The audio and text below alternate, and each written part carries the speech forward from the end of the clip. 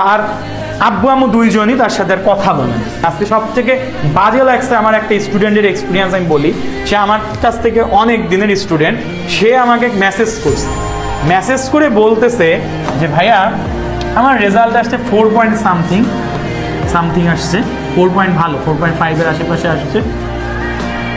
তার আব্বু আম্মু দুইজনই তার সাথে কথা বলেন, কথা বলা টোটালি অফ।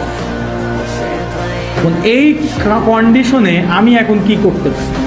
আমাকে বলতেছে ভাইয়া আমি কি এই অবস্থায় ডিইউ ক্র্যাক করতে পারবো? আমি যে বড় ভাই হিসেবে মনে করছে আমার ছোট ভাই কথাটা বলছে, আমি বড় ভাই হিসেবে তাকে বলছি যে ভাইয়ার বিশ্বাস আছে ইনশাআল্লাহ তুই পারবি, চেষ্টা চালিয়ে যা, যে কোনো প্রবলেমে ভাইয়াকে বলবি, তোর আব্বু আম্মুর কথা বলার দায়িত্ব আমার, জাস্ট তুই রেজাল্টের দিন আমাকে নক।